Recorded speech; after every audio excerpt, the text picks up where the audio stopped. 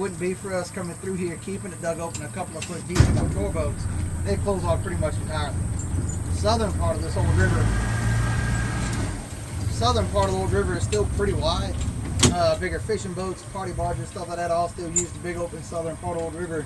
Come right up to where it narrows off, coming into here, turns around and goes back out to the main part of the river. Guys, y'all look out to the right. You're gonna see a thicker tree line that's a lot further back here. That thicker tree line is the original north bank of this part of the Pearl.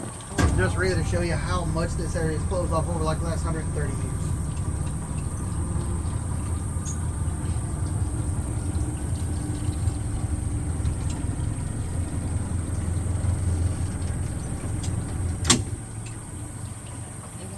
With it being like this, what kind of wildlife would you see in this area? Actually, I'm glad you asked that because we was about to talk about one of the main ones that we see in here. And in here, we actually nicknamed this area Snake Alley. The reason we call this area Snake Alley is the state of Louisiana is home to 48 different types of snakes. That is the highest species count of any state in the entire United States. 47 of the 48 are found right here, Honey Island Swamp in the Pearl River. The most common snakes that we see are garter snakes, ribbon snakes, rat snakes, king snakes, broad-banded water snakes, and diamondback water snakes. Those are all non-venomous. But there are 7 venomous species of snakes found in the state. 6 of the 7 are found here. There's 3 types of rattlesnake. That's the canebrake rattlesnake, the pygmy rattlesnake, and the eastern diamondback. Eastern diamondback is drop for drop the most venomous species of snake found in all of North America. We also have water moccasin and copperheads. Those 2 are more commonly found in areas just like what we're into right now. We actually see a lot of water moccasin back around the women's bathrooms, back by the gift shop. We're not telling people that while you're trying to check in. And there's a type of coral snake, the eastern coral snake, that's attributed to here, which is like the 2nd most venomous species of snake in all of North America. Only snake native to Louisiana that's not found here is the Texas coral snake. Another very highly venomous species animal found more towards Texas in the western part of the state. Now, all snakes have 2 things in common. They all swim. They all like to climb trees. Occasionally, we bump into some of these trees. Snakes fall out of them. I know it can't be chopped with the boat. Occasionally, they do manage to make their way into the boat. Doesn't happen often, but it does happen. It's only happened once. It makes it worse. This week. It's Monday. Y'all guys out. Today is Sunday. What's that? No, it's Monday. It's Monday. It's Monday.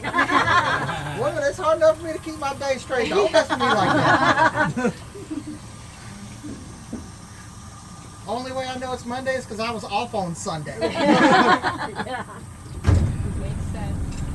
Y'all, God's honest truth, only about 4 years ago, we were drifting along through here doing a tour. Bumped into one of these trees and a snake fell out of it. And the lady's lap sitting in front of the boat. That lady almost had a heart attack. I almost peed on myself. It was by far one of the funniest things I'd seen on tour in a very long time. Not joking though. That lady did not think so. Apparently, tour guides laughing when snakes fall on people is not the right response. That lady called and complained while we was on tour. Oh no. My boss, you could hear me laughing over the phone. Fairly certain that lady's name was Karen. I don't know if y'all know this or not, but sensitivity training is a very real class. I've had to take that twice. That's the first time.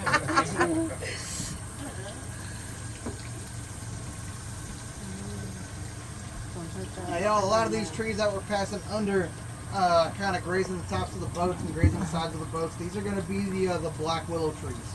Black willow tree was discovered to have healing properties by the Ocoopisa, tribe of the Choctaws who used to live out here. They figured out that if you have minor aches and pains like headaches, sore muscles, that type of deal, you could take the bark and the leaf off the willow tree, chew on it for a few minutes at a time, or boil that bark down and make a tea out of it. Drink that tea and it was going to ease those aches and pains. Later discovered the black willows contain what's called a salicylic acid. That's the main ingredient used to make aspirin. Wow. Their company will actually pay tribute to Native Americans that discovered this, putting small brown crosses on some of their bottles. Salicylic acid is commonly used now like skincare products. Things like acne treatments, wrinkle creams, wart removers, even used in some forms of chemotherapy as a pain reliever, and it's in Pepto-Bismol. salicylic acid in its purest form coming from the bark and the leaf of the tree is actually highly addictive.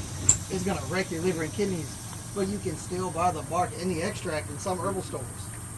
Have any of you ever tried like BC powder, like Goodies powder before? It comes in a little powdery package. You can get it at like gas stations, stuff like that. Mix it with bottles of water.